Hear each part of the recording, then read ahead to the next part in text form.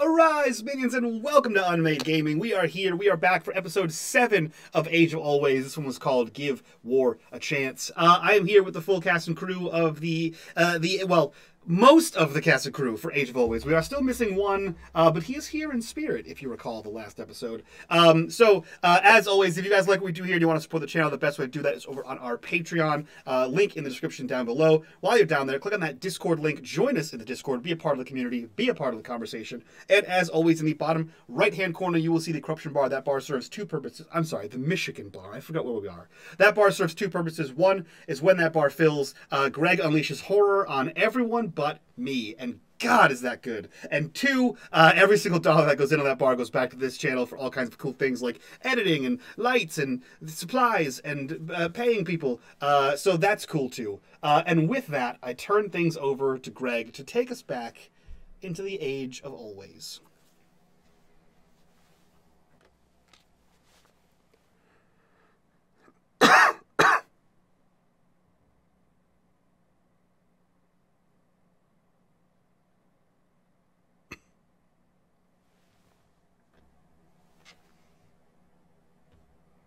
Am I rolling a d20?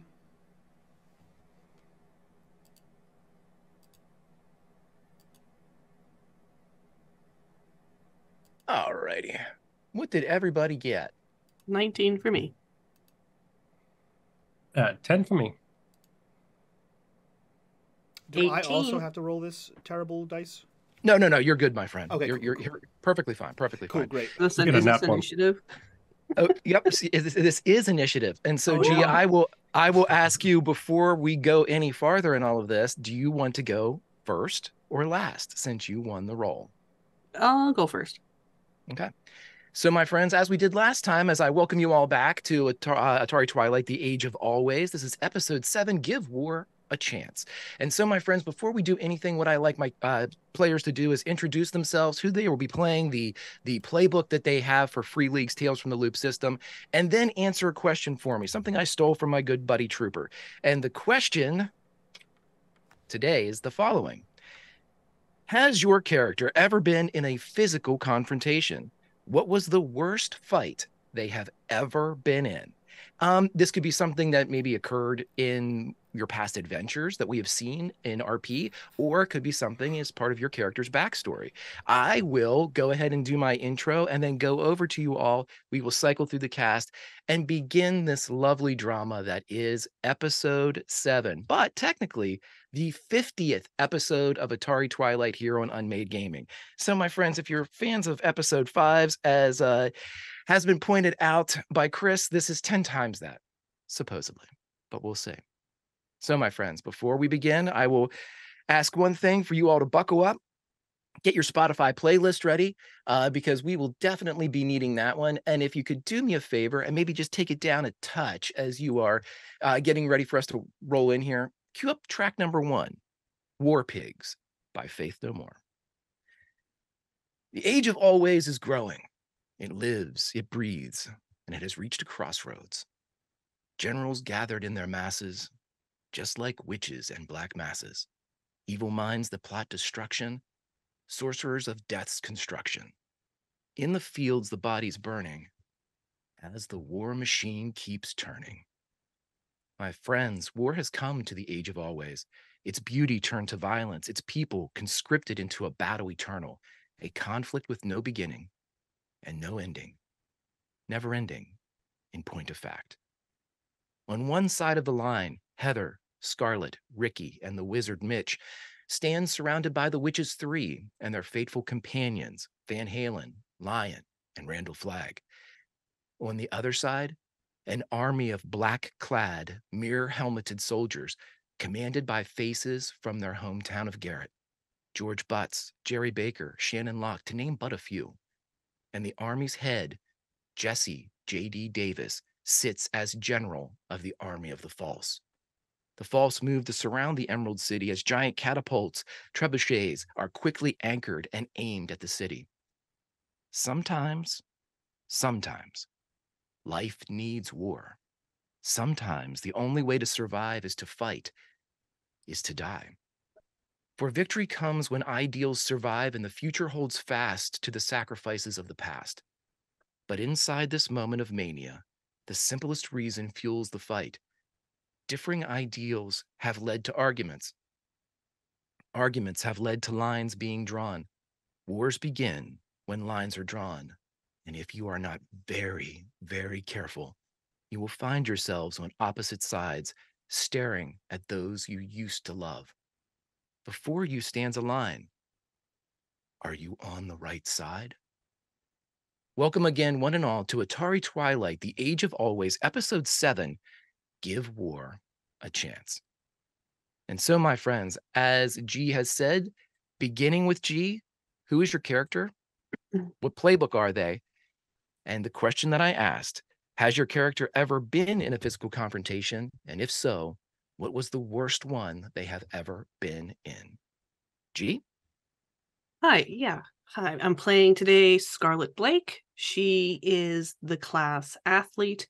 She is the jock, and she definitely has been in a physical confrontation before.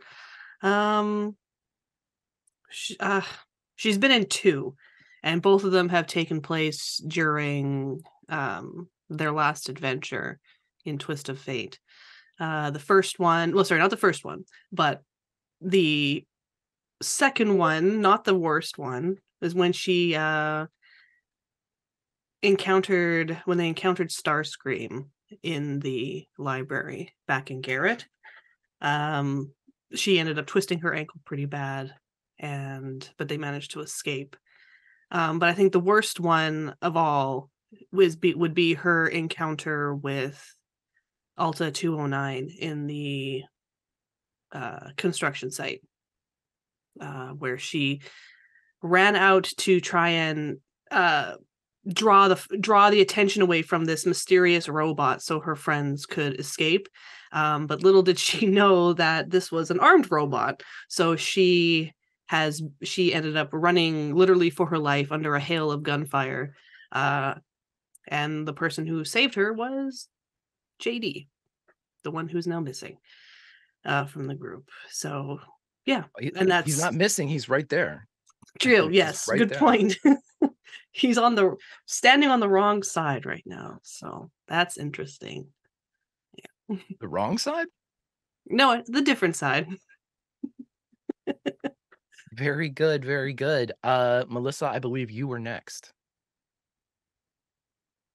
Hi, Melissa Meyer. I'm playing Heather Jones, who is the group's weirdo. Heather is not a stranger to physical confrontation, I think, through most of her life. So I don't think that the 2 combats they experienced in Twist of Fate were anything new to her. She has been the victim of bullying throughout her childhood, and mostly led by her sister, who is something of a narcissist and maybe has been jealous of like any attention or resources or whatever that Heather has had. So I think that there was definitely physical altercations there, and I suspect there was at least one where she got pushed around or injured, maybe some stitches here and there. I think given that she was younger, she probably tried to fight back early on, but was overcome. And so she learned over time to just not fight and to hide. And that's where all her stealth comes from, is hiding and in the avoidance of future, fights. So, yep, that's Heather. Fantastic, in a morbid curiosity kind of way, but very interesting. And last but not least, Chris, who do you play, buddy? I'm Chris, and I am playing Ricky Lewis. Ricky was the class hick and is now class jock before we joined the Age of Always. Ricky wasn't a popular kid at school, so he would have ended up in altercations with the bullies of the school. I think thinking back to kids who do have to deal with bullies every day, not quite to the level of Heather having to deal with it at home as well. They blur into one, right? Every altercation is another day. So to pick one of them out, it would have been any one that a friend gets injured in the line of fire of him being the target of the bullying. But yeah, any altercation that resulted in a friend being targeted rather than him. Ricky wears a white hat for a reason, everybody. All right, my friends, I'm going to briefly position you all because we have a lot to do in this episode, or at least a lot that I would like you all to be able to accomplish. At the very end of our last episode, you all were inside a structure called the Square, the home of the Witches 3, the home of Wendy, Alice, and Dorothy, all of the heroines from various points of Fable, of Wonderland, of Oz, of Neverland. They have come together, formed their own group, and inside the city of Emerald, they are the right hands of the wizard. And here, when you were all inside, you heard warning bells going off and bells being rung. And as we all know, bells can ring for many reasons: the celebration of a wedding, the marking of a death, the passage of some grand event, or in this case, an emergency. And as the bells throughout Emerald City sounded, you all rushed out and were greeted with a sign of chaos as the city itself kind of devolved into that moment of mania moments before a true catastrophe. Several things happened in this moment, though, as when Ricky rushed outside, his father, Reggie Lewis, now 20 years older than Ricky remembers, was met outside, the man weeping, claiming that 6 months after Ricky disappeared, a tornado came, picked up his family farm, and dropped it here in the Age of Always. You know, that old tale. In addition to that, there was a platform where the wizard, Casey Mitch Mitchell, and several of their friends waited. As they climbed up onto this platform, it began to creep into the air. And once it passed the buildings and gave them a proper eye line to the surrounding area, there they saw an army of thousands, the majority of which were clad in black uniforms with mirrored helmets on, like almost like motorcycle or motocross bikes mirrored all the way around. But without those figures, there were some very familiar faces. As mentioned before, people from Garrett, we have Jerry Baker and George Butts and Shannon Locke and Ben McKenzie. You saw all of these people that seemed to be mounting, speaking commands and mounting attack preparations as the army began to flank and kind of bleed around Emerald City. And there on a platform way across the battlefield, but with the augmented vision gifted to you by the Age of Always clearly seen, facing you, on the other side of the chessboard, was none other than Jesse J.D. Davis, who seems to be commanding this army, an army that you are on the other side of. And so now, even though war is imminent, the weather is still perfect here in the Age of Always. It is a crisp, clean autumn day. And as the wind blows through just a hint of a chill on the air, the smells so rich in this abundant place. A war is brewing. And as the two sides stare at one another, we have a few moments, preparations across, realizations in the local. What do you all do? I think I'm not sure where they're standing. In my mind, I have Scarlet in the middle, and then Ricky and Heather on either side. And she stands there and she's looking out over the city and the army that's coming. And she just unblinking, like disbelief, like her mouth hangs open in shock. And she looks utterly crestfallen in this moment. And she says quietly, but perfectly fine, perfectly loud enough for the other two to hear her. I never said this before, but I'm sorry. You guys both said you were sorry, but I didn't. I'm sorry too. And she's breathing heavily. Heather's gonna reach over and just hold her hand. Yeah, she squeezes it like really tight. I'm sorry I ran away and that I was weak in that moment. I don't know what happened. I just I had to get out of there. But I think I'm better now, and I'm not going anywhere, but I just wanted to say I'm sorry.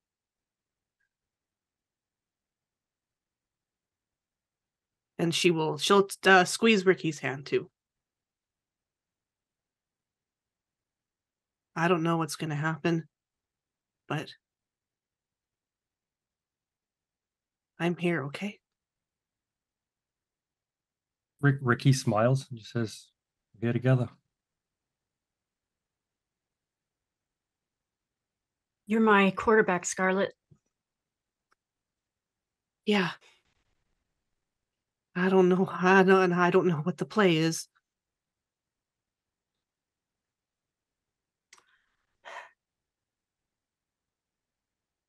I think we're on the wrong platform, guys. She shakes her head. And she lowers her voice even more. I don't know what the right side is anymore.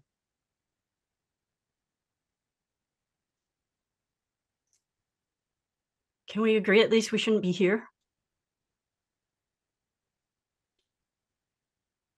And she will turn her head slightly towards Heather. Roland is coming for Flag. Maybe we should be back at the square. Ricky gently shakes his head. I don't think it'll matter. Yeah. We're on the other side of a line. And Ricky, looking around, Greg, does the city have defenses? Is there like a wall around the city, or is it just like the city kind of ends? Yeah, the city has no wall. It's not like the movie where, you know, there was an understandable definition or a division between the city and the surrounding area. There's no big door to go through. There's no gate. There's no obstruction. It's simply the country, and then it becomes Emerald City. So if you're asking, you know, from a student of Sun Tzu, this place will be very difficult to defend. The other question I have is looking down at the citizens. Is there an army on this side at all? Because there were the guards. Is there anyone more than that? From what you can see at this point, there's a lot of citizenry that seems to be very upset. They don't seem to be mounting a defense. You don't see them kind of like arming like a militia would. You do see several people that are dressed in the same way that you saw. You do not see Rugen is not present at the moment. If I said so before, he is not on the platform with you all. But you see people that are dressed in the same kind of emblems and kind of iconography that Rugen had when you saw him, and the guards that surround him. You'd say there's probably about 100 that you can just see. You would suspect there's probably more, but those 100 that you see, and looking out at the army of thousands. Ricky sort of gestures to where George Butts is setting up catapults, the trebuchets out in the field. They don't need those to get into the city. They can walk in. She'll glance down. All these people. What's going to happen? Trebuchets don't have to be used on walls. They can be used on buildings, Ricky. Exactly. So the square, it's just another place for it to hit. I think we need to leave. But we can't. What happens? Those she points. Mr. Derry's there and Hannah? What about them? And Heather's pointing out at the army of people in black. I think they were in black. What about them? That's what I'm talking about. I mean, they can get hurt too. I know. I don't think we should leave just yet. What if people need our help?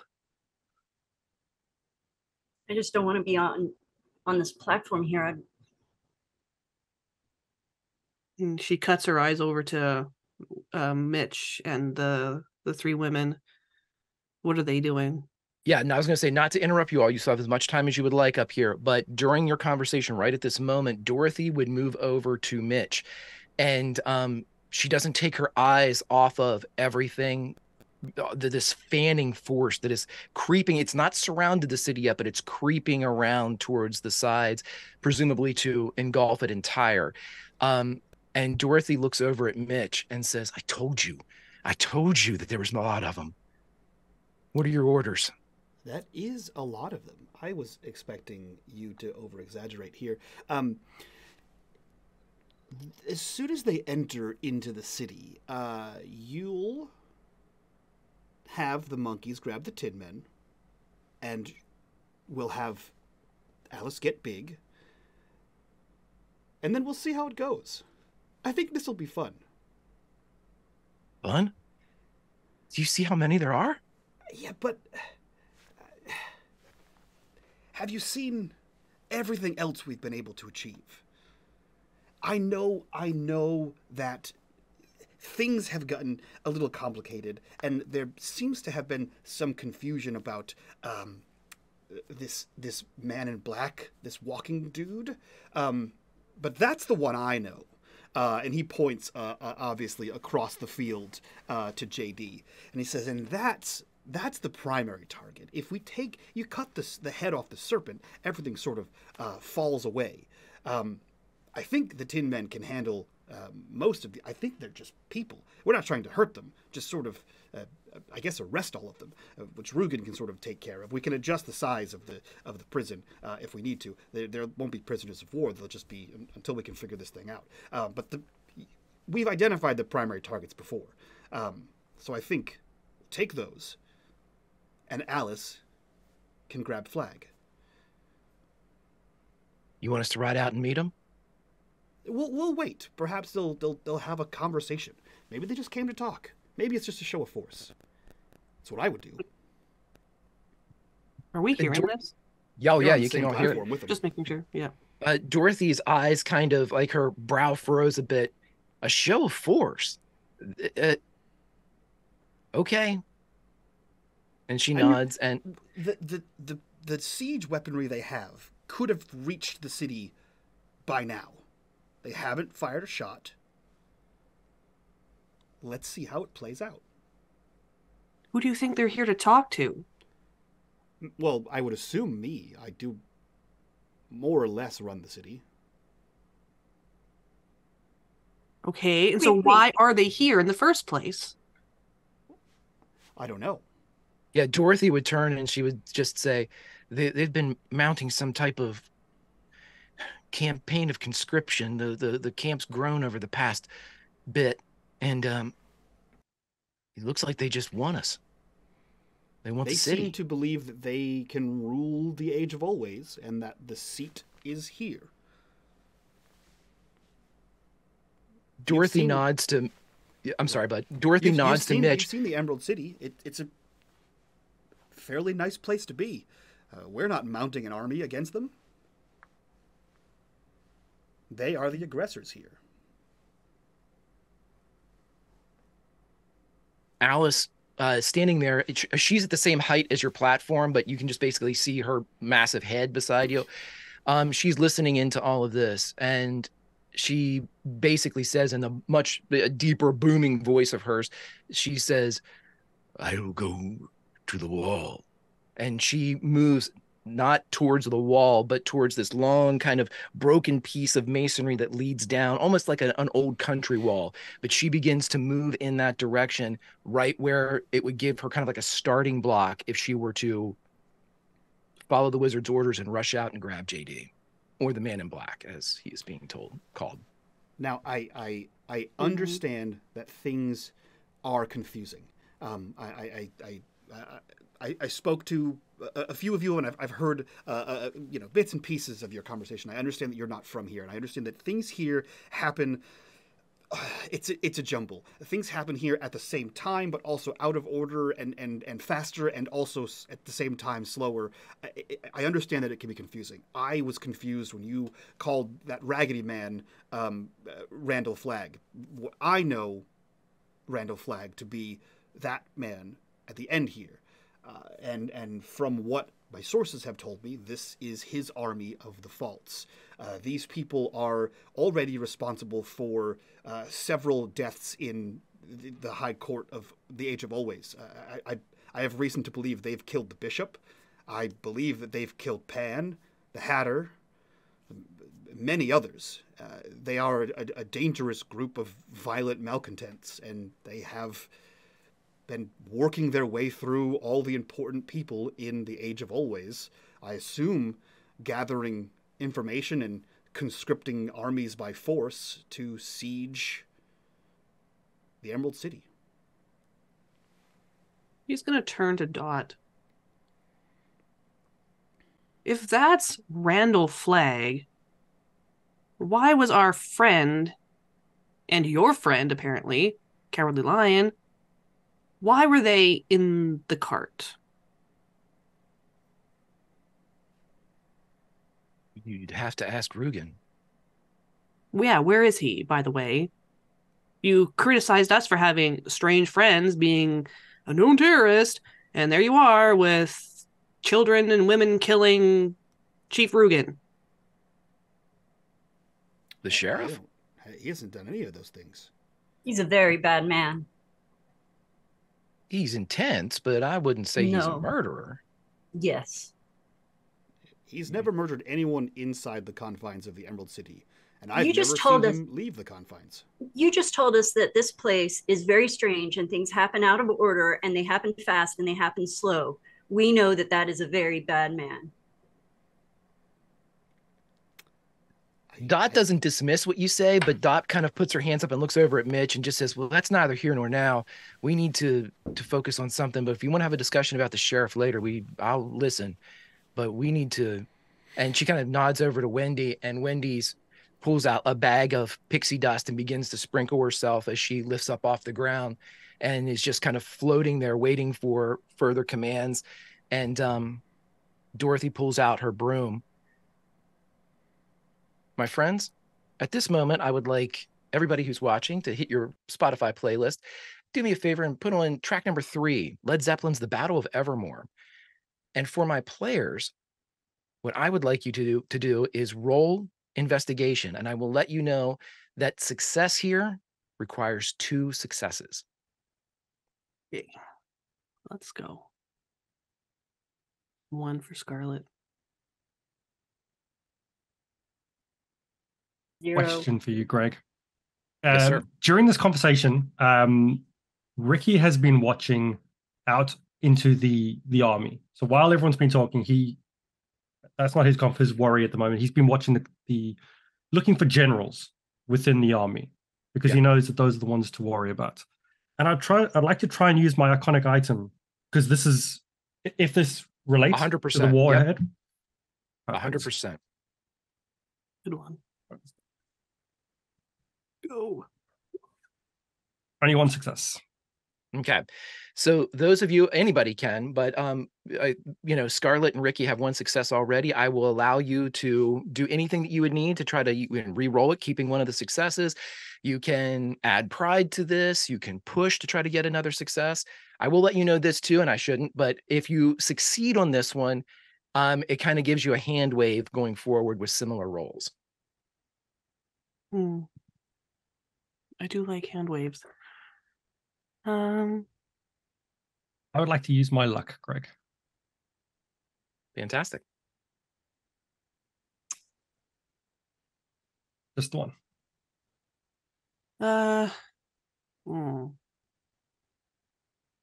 Yeah, I'll use my luck to re-roll.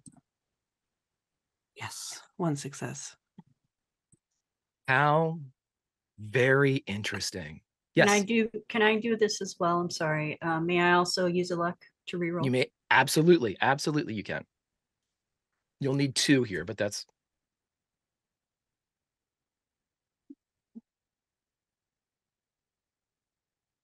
Yes. oh. Hell yeah. Okay, so Ricky, I'm going to give this to you because you did get a success. So as you're looking through everything and you're identifying the different pockets, like the different divisions, basically that are kind of housed among this, you notice that there is a George Butts that seems to be in charge of all of like the long range artillery, all the trebuchets and the catapults and everything, and they are quickly going up. You think that these are definitely like they're not building these siege weapons from scratch. They've been pre-assembled. They just literally are bringing them into place and beginning to like lock and mount them down. You see huge some of these like black clad soldiers are swinging huge mallets and driving stakes into the earth to keep these catapults locked whenever they were to fire. You see them like there's like 3 hammers on each stake as they dung dung dung dung dung dung dung dung dung, as all these different people are kind of getting all this huge array of catapults set up. You identify and you see that there are a couple younger Jerry Bakers that seem to be going around, and they have like the infantry kind of lined up. You see several of these mirrored helmeted black uniformed soldiers kind of falling in, and it seems like it's just the Jerrys. You see that the Jerrys seem to be with what you would associate being a student of war as the foot soldiers. In fact, with your success, I'll let you know this: the only face you recognize among the foot soldiers is the face of Jerry. Now, it's repeated many times, but you see just that face. The other 2, you see everything, maybe not to the same detail-oriented extent that Ricky sees things, as far as like looking through it through the lens of Sun Tzu, but the rest of you the 2 of you in particular bear witness to this. And Scarlett, even though Heather had 3 successes, I'm going to give this one to you, and I think you'll both understand why in a second. From out of the crowd, and again, you guys can see perfectly fine with this crystal clear Age of Always vision, you now realize that your hearing is also amplified, because there is no way that you could hear from this distance. But with a focus of your gaze, it's almost like a sound-directed microphone. You begin to pick up the sounds of the area in which you are watching. And through the crowd beneath the mirrored platform that JD stands upon, you see an older, and by older I mean mid-20s, man step forward. He's got blonde hair down to his shoulders. Face claim is Austin Butler. And as this person moves forward, you hear this clear as day as the older Ben McKenzie yells up to JD, "Mitch, we're ready. We're beginning our attack run. Until the day." And the entire army says, "Until all are won." You hear JD yell down, "We've got you covered, B. Bring it down." And the first rocks fire from the catapults. Mitch, you would see them streak over your city. They do not seem to be peppering the area at the edge or border of the city to weaken it. They don't seem to be shooting towards the square or any buildings of state. These are headed towards one thing in particular, as you see these rocks flying towards the loop. I will let the wizard contemplate that for a second as you all tell me what you think in this moment of mania. What we think or what we do? One and the same here in the Age of Always. I think Scarlett goes, "Oh my God." And then, because she's still holding, I feel like they're still holding hands almost, or if they let go now, she grabs them and she like clenches their hands as as she's watching those first shots fired. Scarlett, we're on the wrong side. We're on the wrong side. We got to get off of here.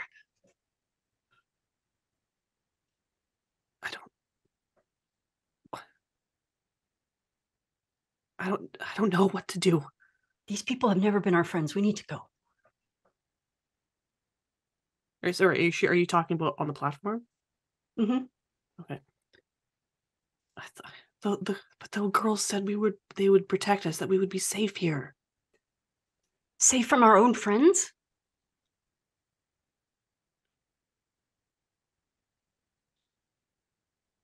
She looks at Ricky. Maybe we should get down. We can't do anything from up here either. I don't think there is a right side. And he's looking from the platform. Is there a way down? Like, is there a building they can get to or anything from the platform?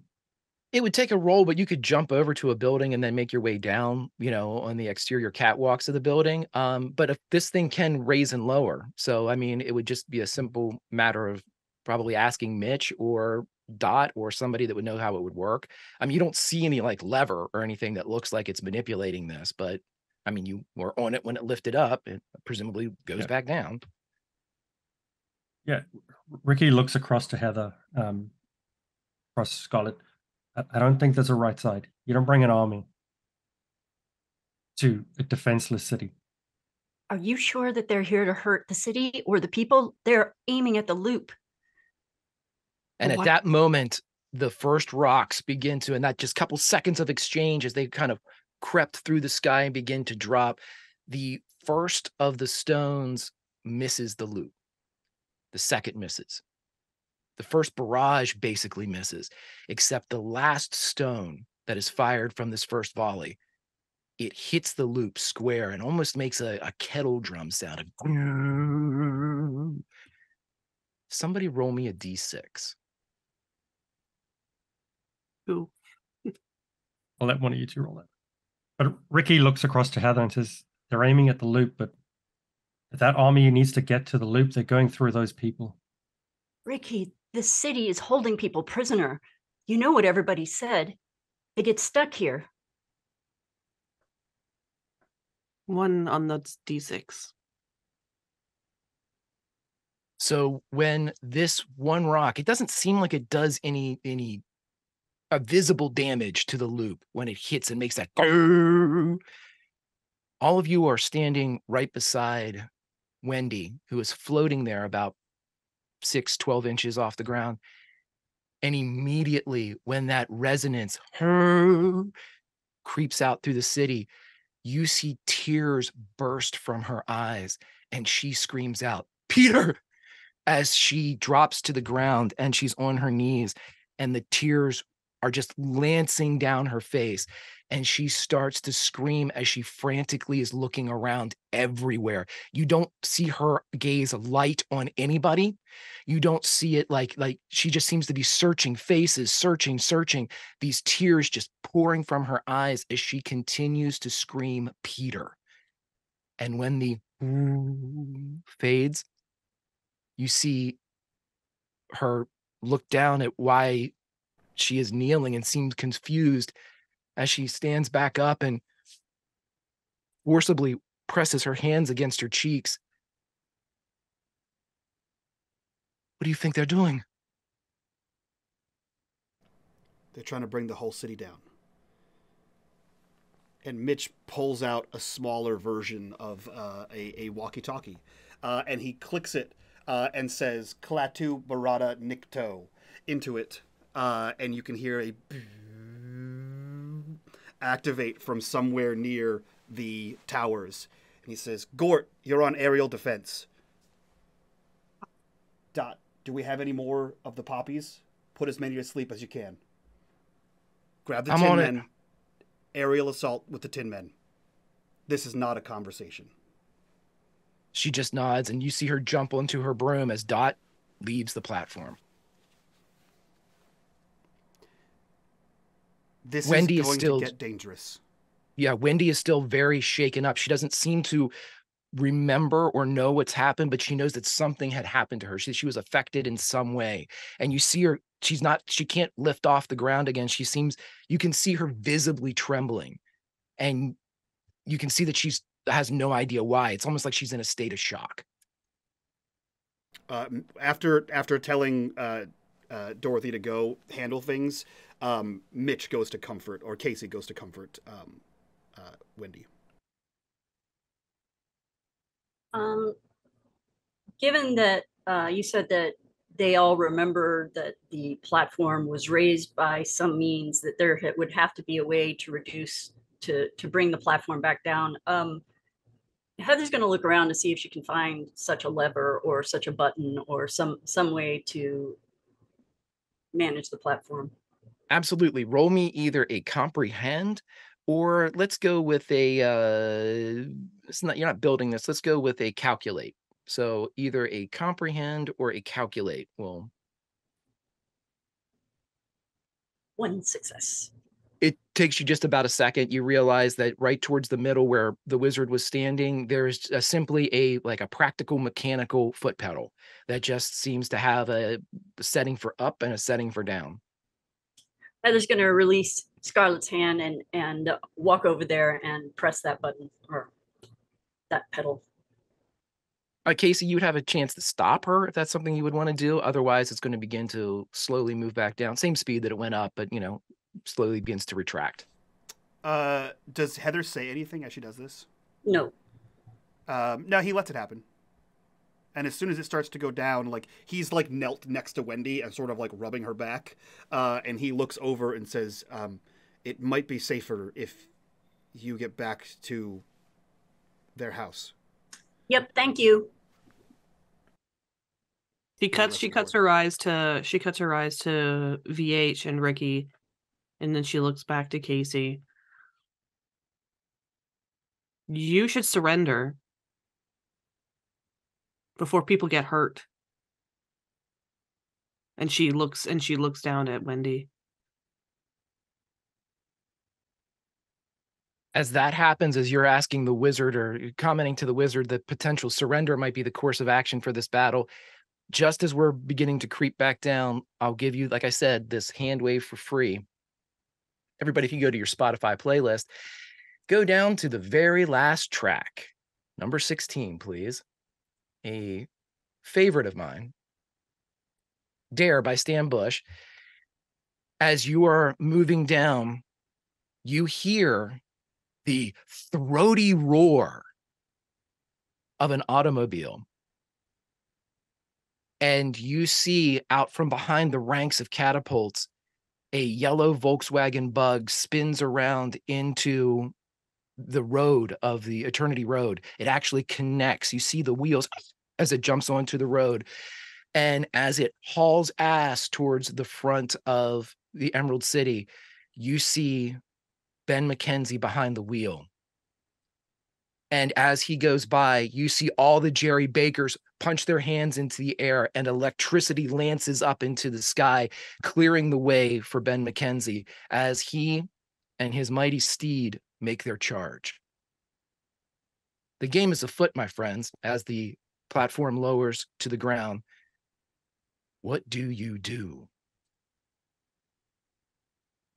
Craig, as B is coming through in his beautiful VW Bug, and the Jerry Bakers are doing their punch into the air to clear the way, are the citizens of the city moving out of the way? Are they being harmed in any way during this? No, the citizenry seems to be fleeing towards the north of the city, which is the area that is not yet completely, they're moving away from the conflict and moving in the opposite direction. Now, at some point, there will be no opposite direction. If the army, in fact, lays complete siege to the city, there won't be anywhere to run, or there won't be any place that's not a front line. But as of right now, there's no citizenry that seems to be in the way. There's no pedestrians. There's no innocents. Ben is simply driving and hauling ass down Eternity Road. And I'll give you this one for free, Ricky. No one else is touching Eternity Road. No member of the army seems to be standing upon it. So is he driving away? He's driving right towards the city. Oh, okay. Ricky looks across to Heather. I think you're right, but I'm more worried about the people than the city. I don't care if this place falls. We need to end this fast. We need to end it fast, Ricky. That's what we have to do. And we can do that in a couple of ways. But maybe we should talk privately, right? And Ricky points out to to be coming along. It says, I think we need to talk to him.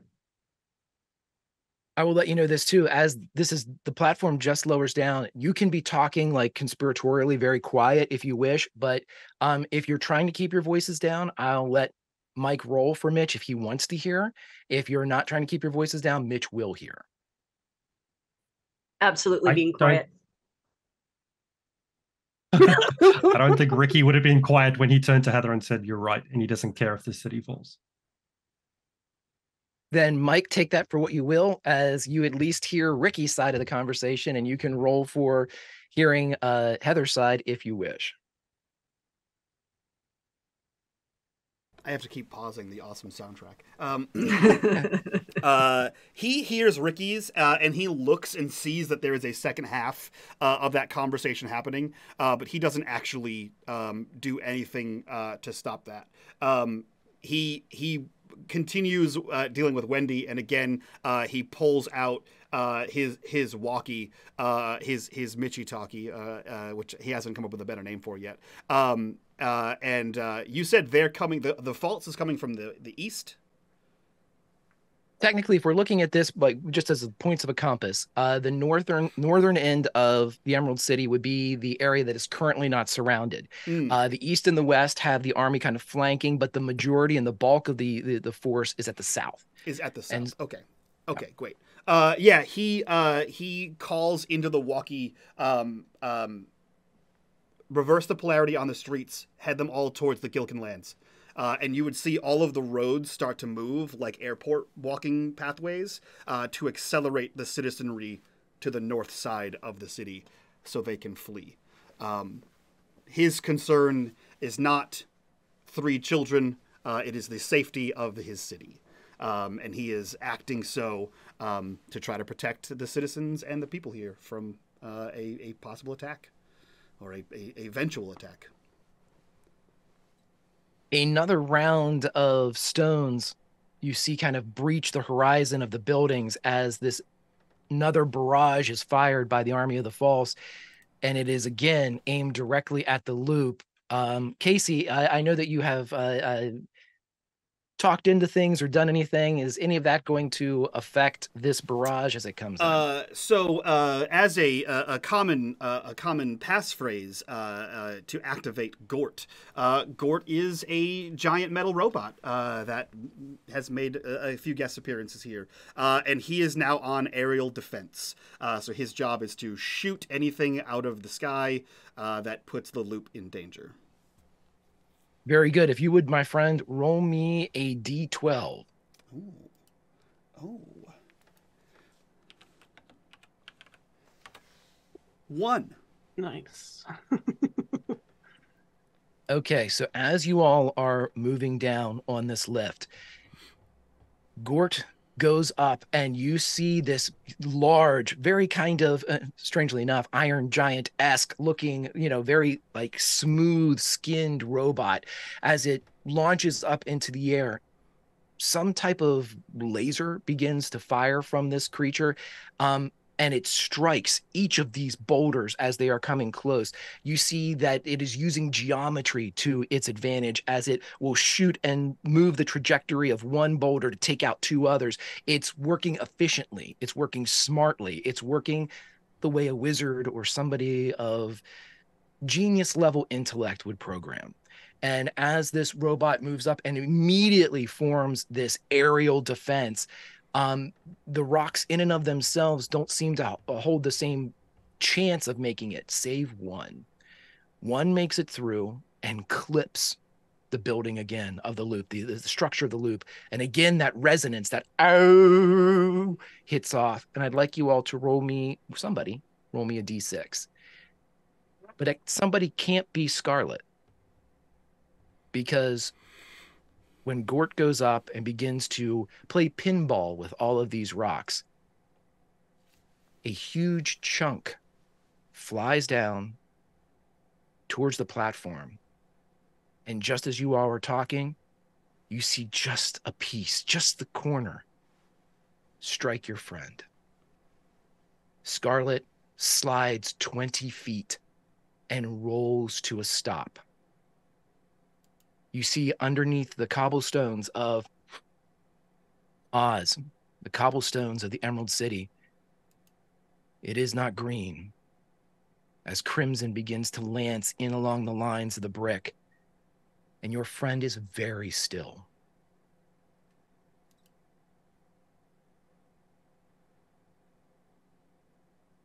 But I still need that D6. You want to roll it, Melissa? Yeah, I'll go.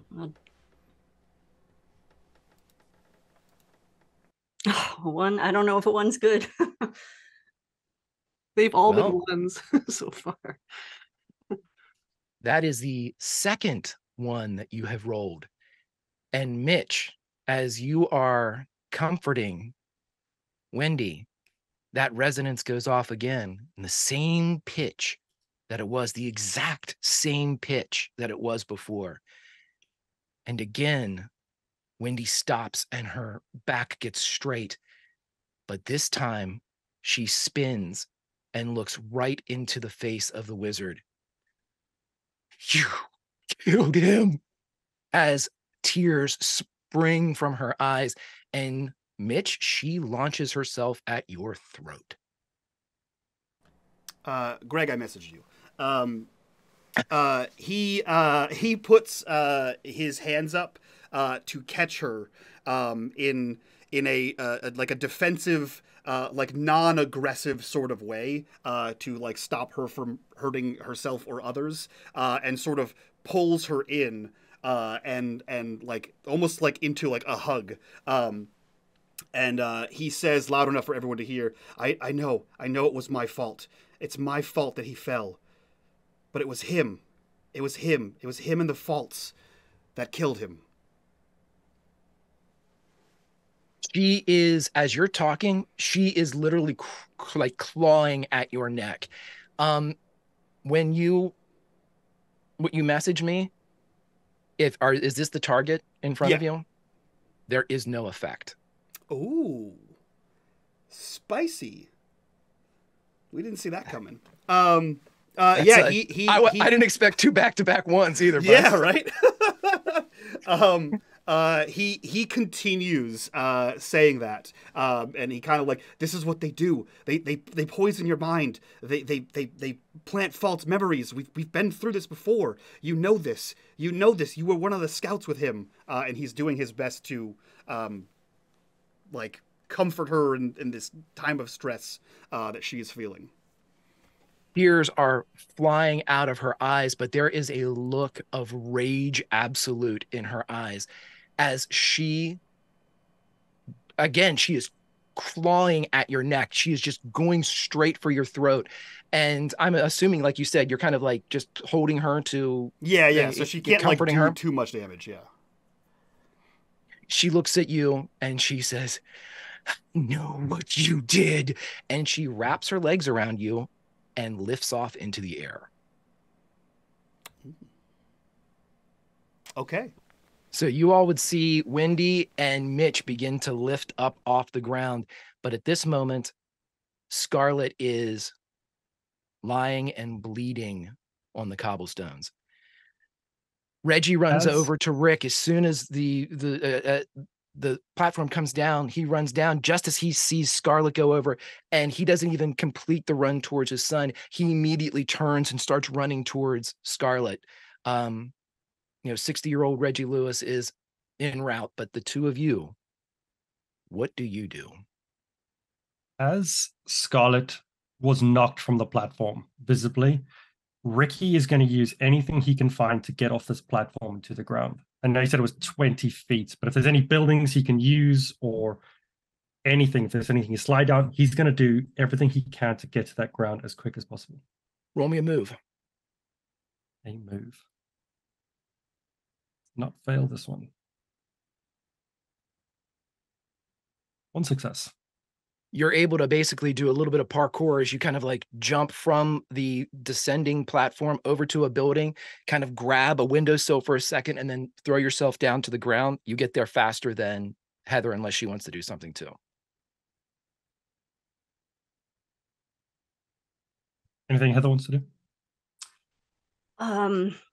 I don't know if this is a good idea. Lion's pretty big, right? He's a pretty big kitty cat. Oh, he's a big boy, yeah. Kitty cat's really good at jumping. So Heather is going to crawl up on Lion's back and wrap her arms around his neck and say, "Jump, go to Scarlet. Hurry, kitty." Roll move for Lion.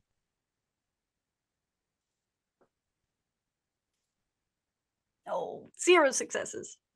Oh, actually, go ahead and roll that again because Lion's got a little bit more movement than a little bit more movement than Heather does, but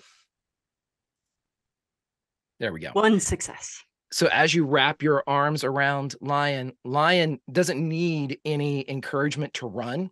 That is a default mechanism. And so Lion hearing run, I mean, you're giving him a direction, but run is away from this area to someplace else. And that is absolutely top tier in the wheelhouse of the Cowardly Lion. Yeah, okay. And he jumps and you all kind of fly through the air, and both Ricky and the lion riding Heather jump down and you're going to make it there before Reggie Lewis does, but just barely, as you all kind of run towards. And again, as the roads are now, as mentioned, the roads are now moving like people movers towards the north. You would see that even though the cobblestones are still there, they're kind of bleeding and melting and stretching like they would if they were made of rubber. And the puddle and everything that has become Scarlet begins to creep towards the north as well. Heather's going to say to Lion, to Scarlet, Lion, we need to go to our friend. Yeah, you're able to catch up. It's not that fast, so you're able to make it to her. But just be aware that as you are kind of stationary with Scarlet, you are moving north. So you're moving away from the position where you were. So she'll be off the back of Lion and onto the ground beside Scarlet as fast as she can, and then she pulls her head up and cradles it. Scarlet, wake up! Scarlet, I'm giving you this one for free, Melissa. When you pick Scarlet up, she is completely limp. There is no rigidity to her frame, no muscles are firing. She's dead weight. She's breathing, but she is unresponsive. She's not moving, Ricky. Ricky looks up to his dad running towards us. We need to do something. He looks to Heather. Reggie runs I don't forward. know medicine. I can't fix her. He immediately pulls off his jacket and he kind of bundles it up. Put this under her head. He leans down and you hear like every joint from his ankles to his hips pop as he gets down and begins to kind of assess her. You see that he is, when you're, and Ricky, you know this too, when you're on a farm, 1, you're usually not right beside a hospital. 2, you're a farmer and shit happens. 3, you only go to said hospital if there's no other choice. And so when he gets down, you immediately see him checking. He lifts open one of Scarlet's eyes and he just kind of, as he kind of works through things that he is observing to himself. And he's just tearing off pieces of his shirt and like pressing them against the wound that's just behind her right ear. And you see him just hold that there, son. Ricky holds it as he's instructed, and he looks up. The road that Ben was driving along, how far does the road come up towards us / the loop? Well, no, Eternity Road, and you would know this the best of anybody, Ricky. Everybody, go to your Spotify playlist and just play track number 5. That's Land of Confusion by Genesis. So you would know this, that Eternity Road bleeds right up to what would be the main street of the Emerald City. Eternity Road doesn't seem, at least with the construction, it's not the same materials, it's not the same asphalt with the yellow line running down it. It ends, and then the road that you're currently on, this kind of cobblestone street, begins. So if Ben were to continue driving, he would actually eventually be on the road that you all are tending to with Scarlet. Eternity Road becomes this main street. But you know what? There's Ricky. I was just going to say, I would assume to kind of gauge this, Ricky would look in that direction, right? Is that too much of a stretch for me to think if you were, Yeah, that's kind what of he's looking? doing. Uh-huh. As you look back or look to the south, again, it's that distance thing here in the Age of Always where your vision takes over. And as soon as you focus a bit, you can see things from a great distance in perfect clarity. I mean, it reminds you of this must be how Kal-El felt, when Clark Kent could all of a sudden see everything that he needed to see, and he was under no restrictions with the physical form that he was in. This is very similar to that, where your eyes now seem to possess much greater powers than they had before, provided you just concentrate a bit. And as you look down this road, you see the people that are running, but again, they kind of fuzz off as you focus even farther down. And you can see in the distance, maybe a mile off, you see the yellow Volkswagen like hauling ass on Eternity Road. But as you are looking, you can again see past and beyond that towards the Army of the False. As you can see the catapults reloading and getting ready, you also see what looks to be swirling above. You see Dot beginning to move in, and there are a battalion of other aerial items that you have not recognized before. Some of them seem to be kind of glinting in the light. Again, it's something that you're not necessarily focused on. You're kind of peripherally checking out these things. But as you look, you focus beyond the Volkswagen Bug, and you see JD again on his platform. And as something streaks above him, you can hear him as if he were beside you. And the shout has the same velocity and the same ferocity that you would expect if you were standing right beside him. JD yells out, "No, Boo-Boo, wait, not yet." And you would see this metal owl flying towards you. It's, again, your perfect vision on this, which should be impassive and unremarkable face of a metal bird. But you see within that face, and especially the eyes that are charged with magic, you see love. Eyes that have seen his best friend for the first time in God knows how long. They've spied Ricky Lewis, and not a force on this or any other earth can stop him. And he quickly overtakes the Volkswagen as you see Bubo, the owl of legend, streaking towards you, having been lost since you first arrived in the Age of Always. What do you do, my friend? Ricky, even though he's holding something against the injured head of Scarlet, has a huge smile on his face to see Bubo. And he looks up to him and says, "Oh, been too long." And he looks at him closely and says, "What are they doing?" Well, Bubo isn't towards you yet. You can see him. He streaks and enters into the city proper, moving as fast as an owl of feather and bone would. And with that additional kind of looking and regarding of him, you would see that there is something clutched in one of his talons. You cannot tell what it is, but there is something. One of the talons is open, like a bird of prey in flight would be. The other is clenched small. And as you watch, 100 yards away, 50 yards away, you can actually see the light in Bubo's eyes glow when something knocks it from the sky.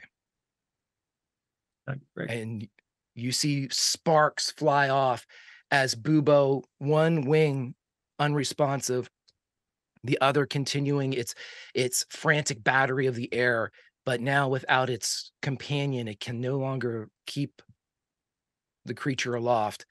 And Bubo smashes to the ground and slides and spins. And out from one of the alleys, you see Sheriff Rugen with a crossbow. As he sees Bubo get hit with something, sorry, Scarlet, but Ricky's going to drop Scarlet's head. Not slam it into the ground, but he's going to place her back down. He puts a hand onto his dad's shoulder and looks to Heather and says, "He's in good hands." And Ricky starts to run towards Bubo. As he's running, he pulls an arrow from his quiver, and when he sees Chief Rugen, he is going to fire at him. Okay, roll me a force as you move in towards Rugen. He spies you as you begin your charge. He seems to have been looking in your direction anyway, because of the flight path of Bubo. 0 successes.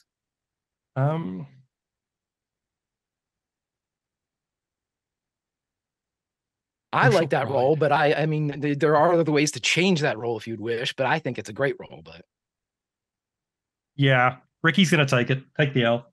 He's angry. He doesn't stop his charge.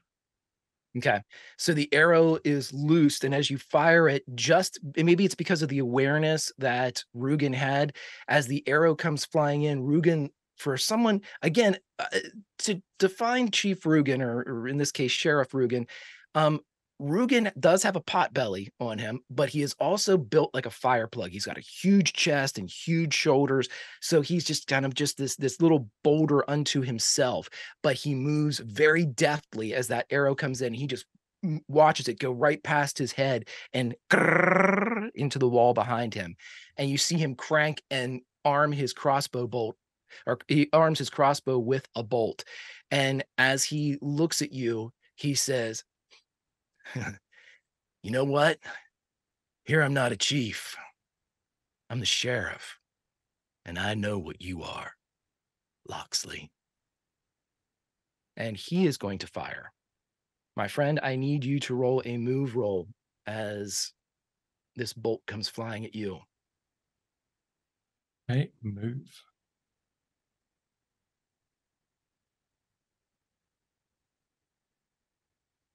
Two successes.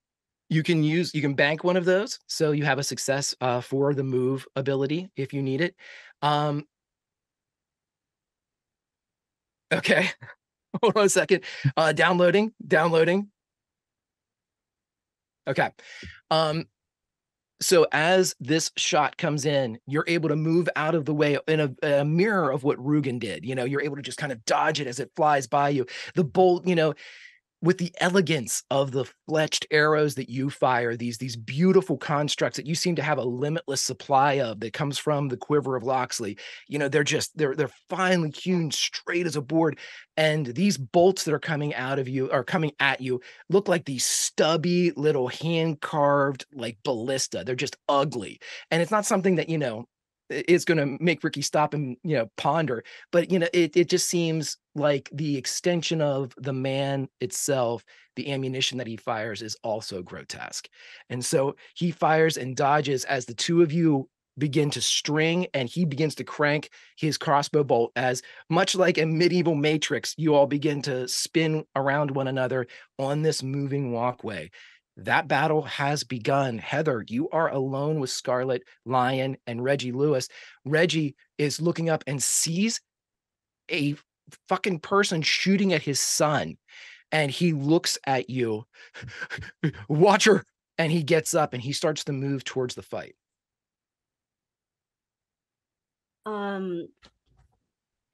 Heather doesn't pay much attention to Reggie Lewis's departure. If you were to look inside of her mind, there would be like a montage, I think, of memories of Scarlet,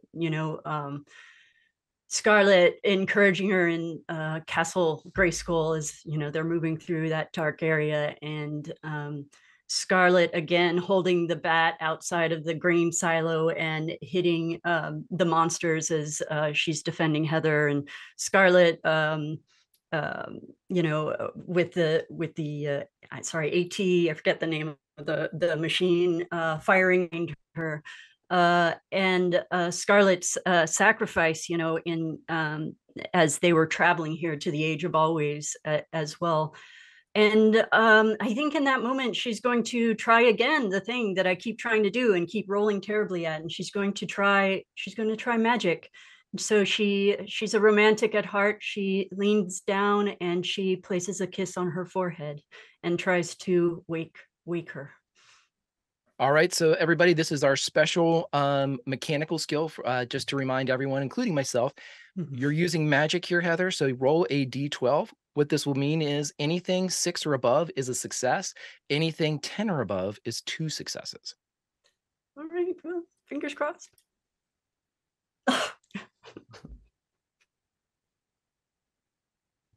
You The dice tell a story. right, you reach down to kiss, and you do. I mean, but there's something wrong with Scarlet. You know, again, you feel the magic. You can feel it. It's just at your fingertips. It's like a word that you can't recall. It's the tip of the tongue. It's the moment before you touch somebody or hug or embrace somebody you haven't seen in so long. It's that moment of almost vile anticipation that you just can't get over, that moment to what the reward will be. And it's that roadblock that you hit in your mind that causes, I don't know if this is something, I don't want to take agency from you, Melissa, but there is a moment of, this isn't working. She is hurt. Something is wrong. And as that all occurs, kind of in the field of your vision, you would feel Lion perk up beside you. But Lion doesn't do anything. As you see 2 hands come into your field of vision, they are fingerless gloves, and you see these hands sort of rough with calluses as they reach in and begin to, if you don't stop them, they're going to begin to touch Scarlet, but you just see them kind of come into your field of vision. Before Heather looks up to see, she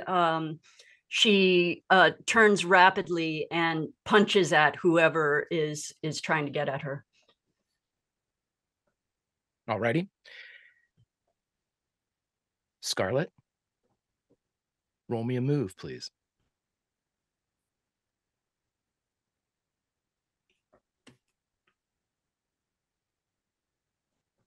Heather fires a punch just, in the direction of where these 2 hands will be coming from. And quick as a whip wielded by a rattlesnake, one of the hands pulls back and you end up punching the fingerless gloved fist. And as you move your gaze away from the fist to the hand, or to the hand that caught you, and then finally the eyes that control that hand, you see Scarlet.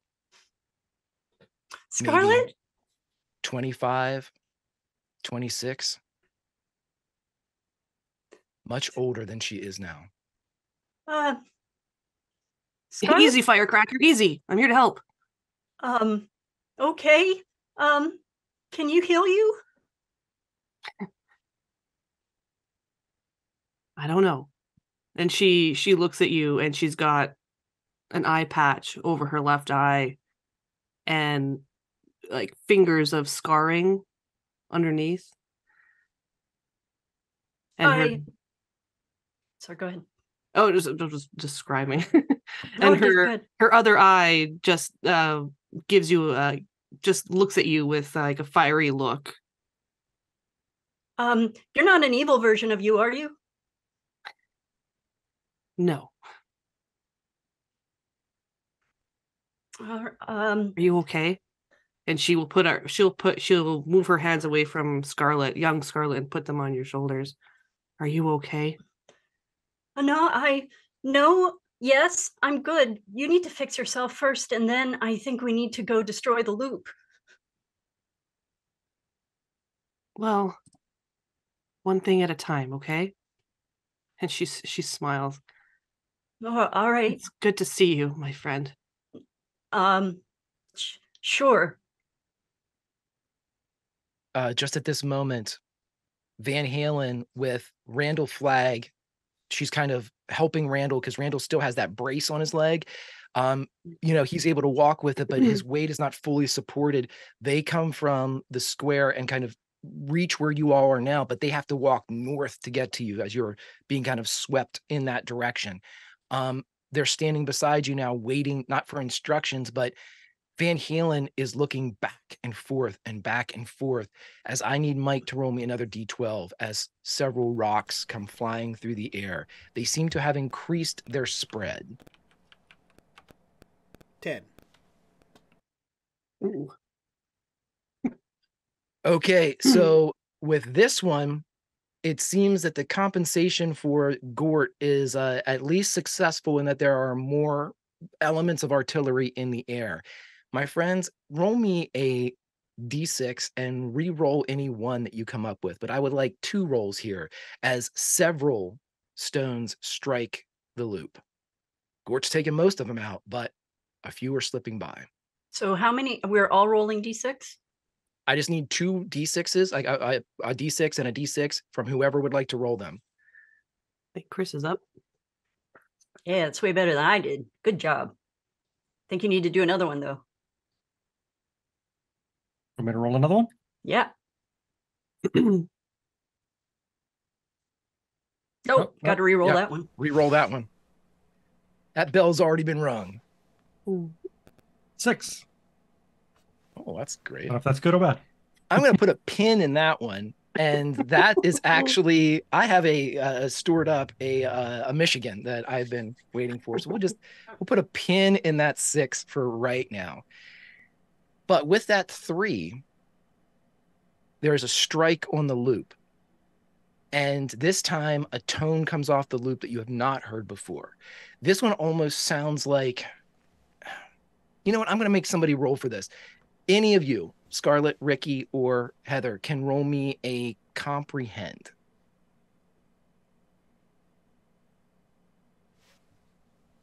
For me. You want us all to roll that, Greg? Yes, please. A comprehend from each of. Yep. Okay, Heather. 1 here. No successes for Ricky. Heather, as you were the only one that's sort of like, there's a lot going on here. But Heather, when you hear that strike on the loop, there's the pressure of the strike is the same, that thud is the same, but the resonance that occurs after that, for you, it sounds very odd. It sounds almost synthetic. It almost sounds like electronic that comes off of it. And it isn't, it's for 2 or 3 seconds, beats of your heart that you kind of shake your head. It can't possibly be that. And then you realize it is. It's that long synth infused note at the beginning of Let's Go Crazy from Prince. And you see Van Halen's back tense, and you see her hands drop as Randall kind of loses his support for a second, and you see her eyes go wide. The Mobius throat. And you see a tear roll down her cheek. And as the ringing of the tower continues, I remember. And then it stops, and you see her face fall again. What's going on? Scarlett, you and Ricky never listened to me. We need to go destroy the loop. It's the loop. It's doing something to people. You guys need to listen to me. She will scoop up Scarlett into her arms and stand up. You are easily scooped. Easier said than done, Heather. But I think you're right. So Heather's going to step off of the road. Wait, and the road is heading. Which way is the loop compared to the heading of north?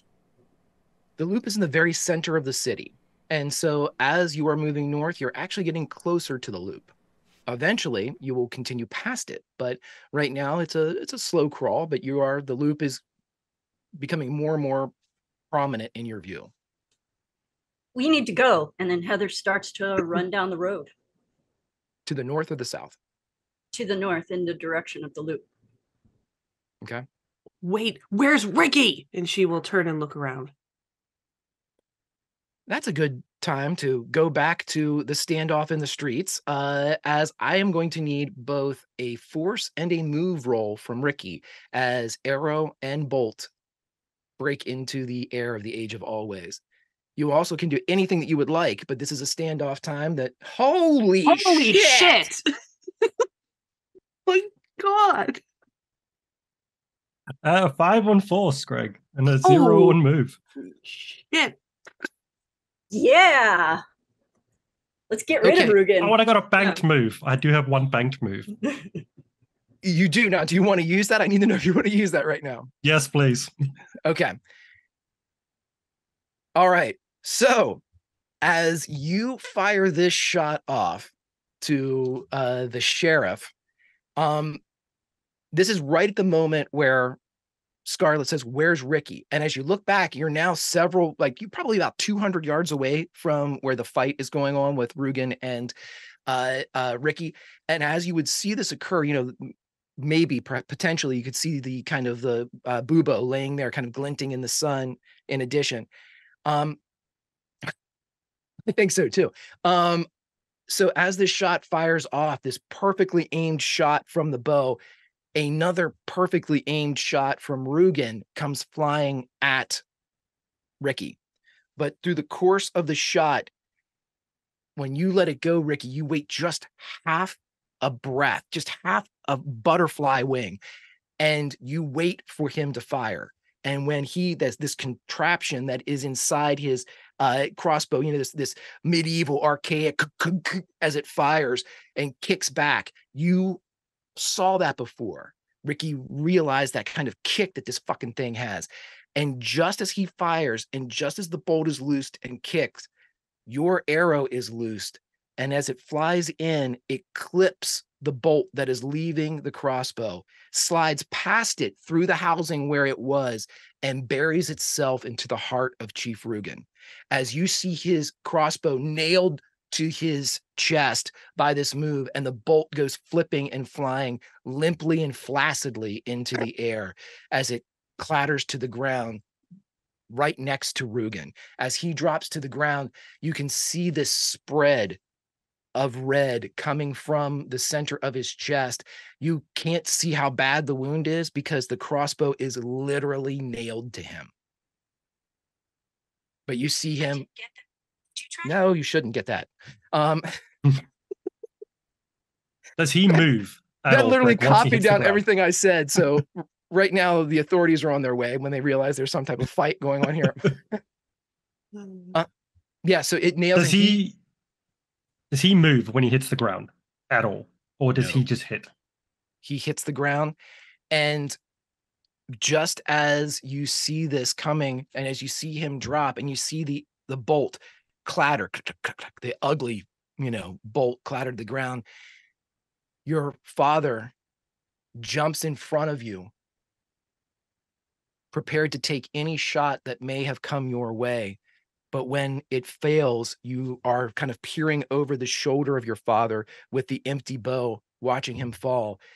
But being a student of both archery and war, had that bolt made its way to you, your father would have intercepted it. But that didn't happen. As the two Lewis men are standing there, and the sheriff, well, he's getting colder and not older. Ricky, still looking over his father's shoulder, looks at him, realizes that the bolt would have hit him, has a half smile on his face as he spins around and just runs for Bubo. Your father would keep pace as you kind of move, and now that the alley is taken out of play, first the road kind of catches Rugen's pant leg, and then slowly almost like whenever you're at the supermarket and you have a bunch of shit that's going through the belt, and one of them kind of gets off to the side, and it takes a second for it to get caught and goes back on. That's the body of Rugen. It gets caught onto the moving belt of the main street and slowly starts to make its way north as well, as you and your father rush down to Bubo. Let's cut back to everybody running north. I'm assuming, Scarlet, you are carrying Scarlet and running with Heather, Van Halen, and Randall as quickly as Randall can move towards the north. Well, she doesn't want to leave without Ricky, so she will shout back to Heather. It's like, we have to stick together. Ricky, come on.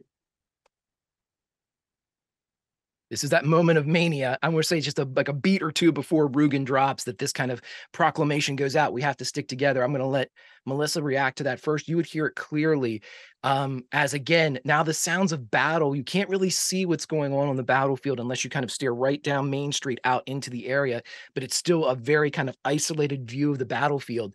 By the sounds of everything, you would guess that a certain yellow Volkswagen has just entered the city. Yeah, and I think when she yells back to Heather, "We have to stick together," that's when Ricky takes his shot. So when she turns around to look at Ricky and she sees what he did and who's lying on the ground, she just kind of takes a couple steps forward, just like looks shocked. And then that's when she'll call out to Ricky to hurry up. We got to go.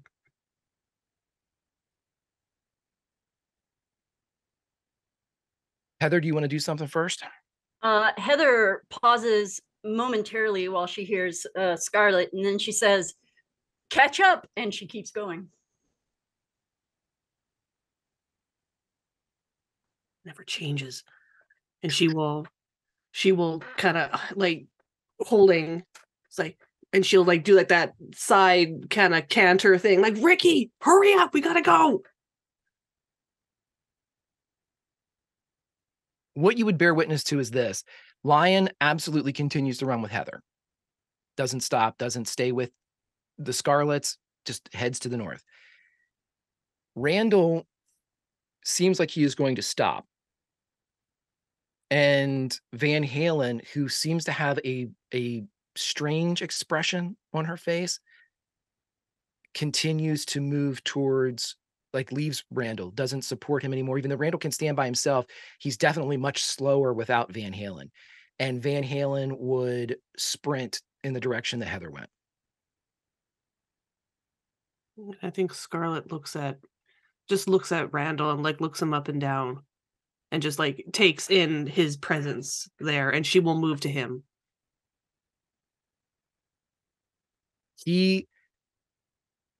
And again, this is not necessarily eye patch Scarlet that would recognize this, but anybody else would recognize this, that there is a moment or a measure of clarity in Randall's eyes that maybe has been absent for the last couple days. It's not full focus, but he looks at you as soon as you come forward and, "Long time no see." She nods. "You okay?" "Yeah, I'm all right. How are you?" "I'm good." And also, just a side note, she's wearing a denim jacket that looks a little too big for her. But on the left side, the same size that she has her eye patch and her scarring, it's heavily distressed and heavily dirty. It looks like it's been scorched and burned up the left side. He looks and sees it. "Nice jacket." Been through a lot. He just nods. And this is a shit show. You see a tear come out of Randall's eye, and I'm not sure if this Scarlet might have seen it at some point, but this is a very rare occurrence. And he would lean forward. Did I get it right?" You know I can't tell you.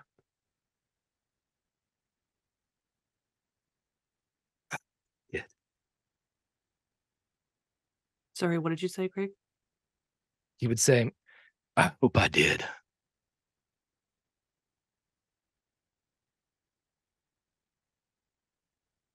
She doesn't say anything. She just gives him a soft smile. "How can I help?"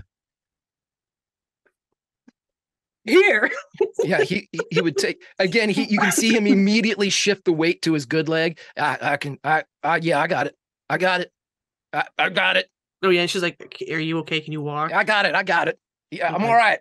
I got it. Don't I'm drop heading. her, okay? Yeah, all right. And he starts moving very slowly to the north.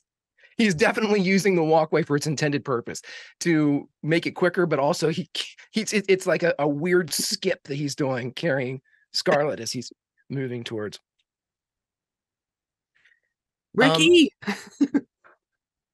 As you turn back around, you all see a Volkswagen Bug come into the area and start moving up Main Street. Ricky, it's heading right towards you. It's maybe like 100 feet off, and it's hauling ass. Now, it's not like running people over or anything like that. There's very few people on the streets here, and anybody that sees this thing coming ducks into an alley or is, off to the sidewalks. It's definitely not like a GTA moment where people are just, getting run over by a Volkswagen Bug, but it's hauling ass and it zips past you. Do you do anything as you watch it go? You just made it to Bubo. He would be picking up Bubo's as first. Letting the bug go past is fine. Does Bubo look okay, or is he out as well? Bubo is not moving. There is one of those ugly bolts sticking from its side.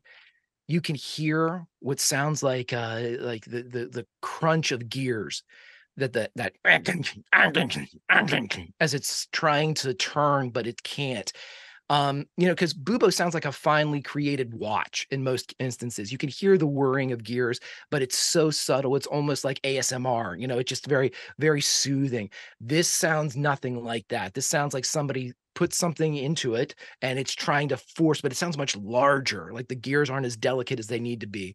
And Bubo, the magic that's in Bubo's eyes, it's not gone. It's just very faded. But again, the bolt in the side and the one talon is clenched. And you can see what looks like a rough leather pouch sticking out of either side of the grasped talon. Ricky would very gently try and remove the arrow. Bubo's not a people, so leaving a hole is probably better than leaving something in there. So yeah, he's going to gently do that. The rest of the world to him doesn't matter. Roll me a tinker.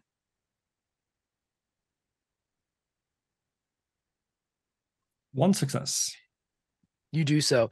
As you pull it out, it doesn't go back to that quiet kind of ASMR whirring that we just talked about, but that grinding sound stops. There's definitely like a vibration coming from the body, but that horrible sound seems to have diminished greatly. It's still sort of there because you're very familiar with Bubo, but it doesn't seem nearly as bad as it was. The talon slowly opens, and you see this kind of long pouch revealed. He would take that and open it. Okay, I need you to roll for me either contact, comprehend, or empathize. I'll take any of those. Look how generous I am, everybody. Fuck. Greg, you're so generous. I know. Fucking throwing gold out today. There's never been a more generous GM. Thank you. Thank you. I think they're all the same. I take offense to that. You should. Was contact, comprehend, or empathize? Was it? Yes. Contact, comprehend, or empathize. They are all the same. Let's go for contact. Why not? One success. Nice, nice. As you open up the bag, you realize it contains one item. And as soon as you it's almost like you pull the bag down to reveal the item. The item seems to have been covered by the bag. So you pull the outside of the bag down and it's like you're peeling a banana. And immediately a crystal is revealed. And as you see this crystal with that roll and that successful roll of contact, you remember that this is one of the very distinct crystals that you moved past in the paperback exchange during the conflict in which you obtained the bow. And without knowing how you know this, knowing that this is a crystal from the paperback exchange, It's one that bore witness to you becoming Loxley and getting the bow. And this crystal is flush with the power of the greatest witch of them all. You can feel that energy as soon as you take it. And for a moment, though Ricky is not affected by anything that might be occurring in the age of always, there is a powerful, almost like a light that's being cast in an area of darkness. Things are beginning to be revealed. And one of the citizens that runs by you, as soon as you pull this crystal out of its bag, one of the citizens that runs by you stops and says, "Where's my wife? Susie?" And runs off, and you see they take about 3 steps away from you and stop, and their back straightens again, and they run off towards the north. But we're going to put a pin in you.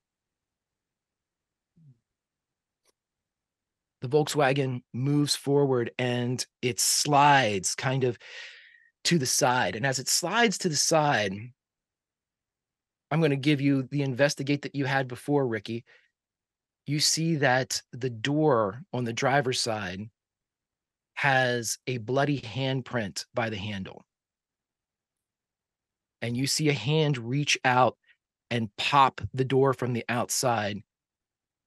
And a large figure steps out wearing a cowboy hat, glasses, the cigarette dangling from his mouth. Scarlett, you would know this man as Roland. Fuck. He steps forward into the road and looks at you. She faces him. "You gonna let me pass?" Fuck off. Hmm. And her gun rig appears. Took you long enough. He'd shake his head. "Just get out of the way." She stands in front of Flag.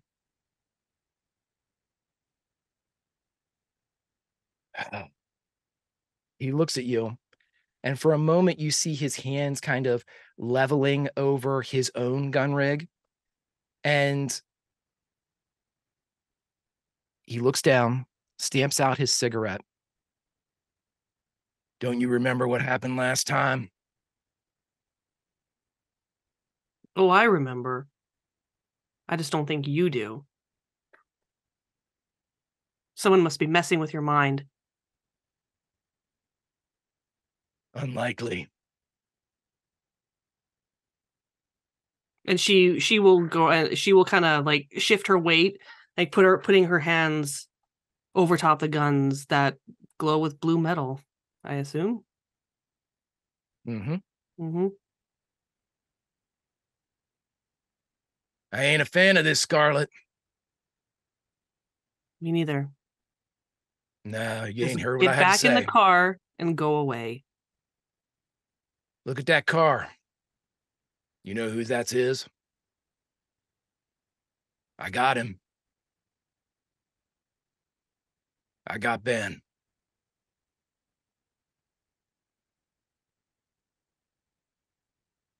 "You give me him, I'll give you back your guy. Only 2 of us left, Scarlett. Can't go killing each other." Who says? Someone's already tried already. And she's motion referring to her in her wounds. Trying and succeeding are 2 very different things, Slinger.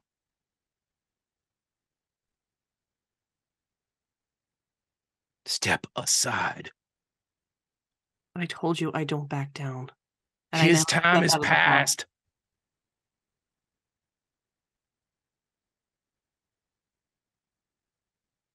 I think his time's just beginning. Everyone deserves a second chance. He's had it and more. He just didn't have the right people to support him.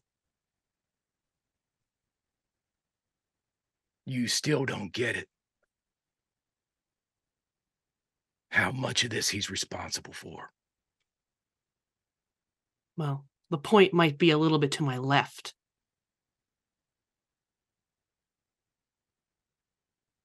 All right. Whatever he's responsible for, killing him is not going to change it. But the good that he could do going forward could make a difference in someone's life. Yeah, you never did understand the age. It comes and it goes. It's here and it's then. He ain't gonna follow no straight line, neither are you. You stop him now, and all the shit he's done or will do stops with him. It's a thread that needs cut. I'm gonna do it, or you are. I just don't believe it.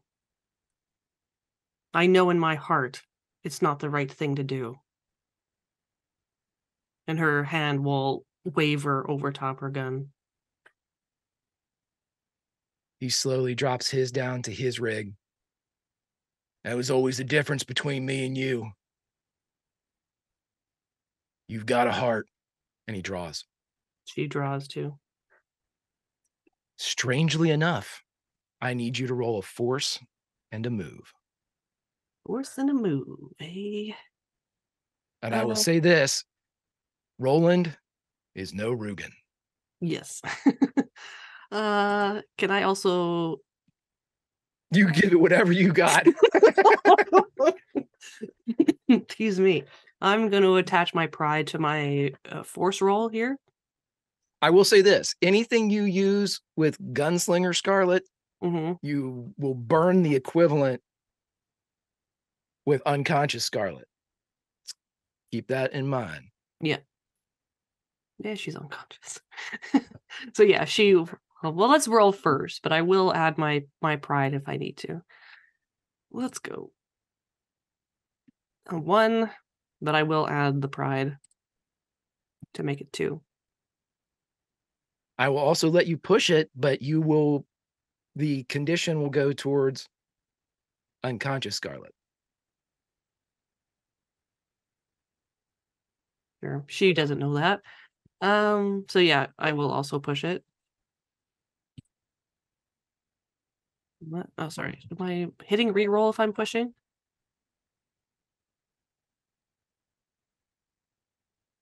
It should just take your success and reroll the remainders. Oh, let's go. 0. Yeah, so just 2. That's just for my force roll. Let me have that move.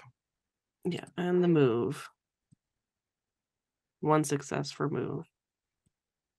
And so I'll take the upset condition for my reroll above. You can push this one as well if you'd like, or do anything you'd like to the move roll.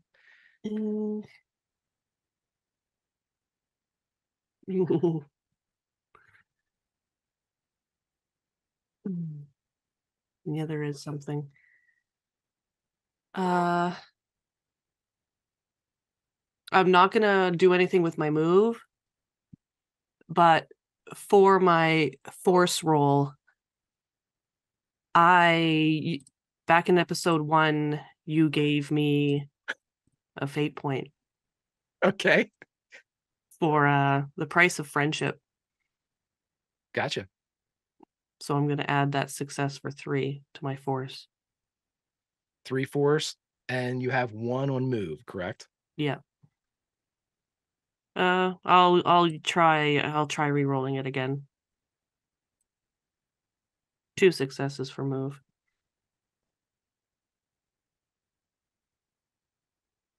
Ricky, you and your dad are close enough to bear witness to this. And again, with the extended range of your senses here in the Age of Always, it's something that you can easily discern. You don't have time to interfere. This is happening very quickly.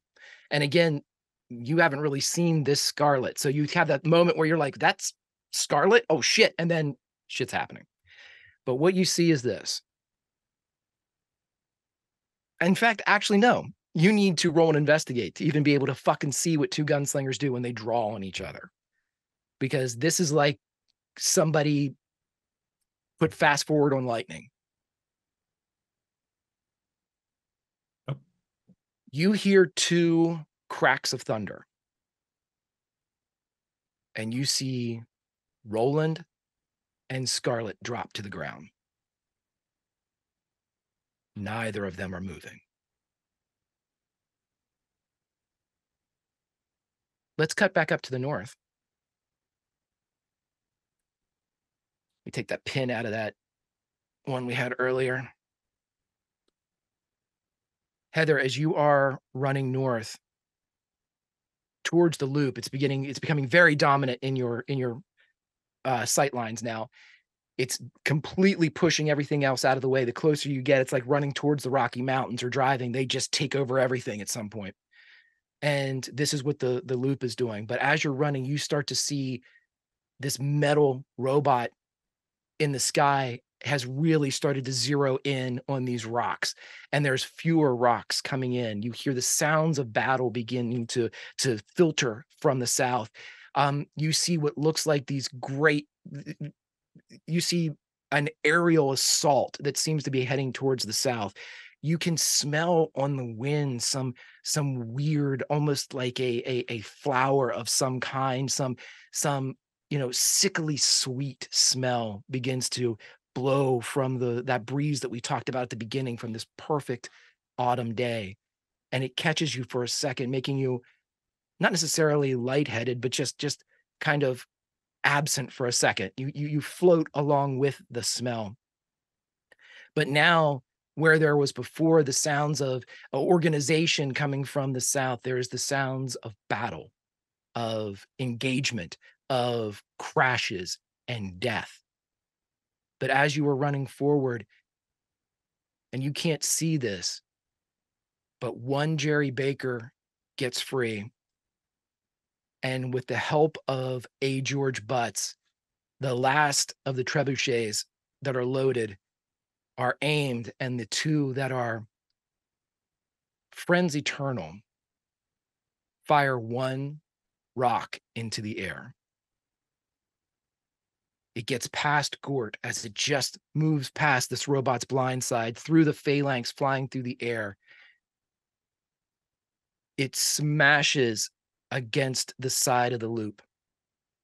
And again, you hear that synth-driven first chord of When Doves Cry.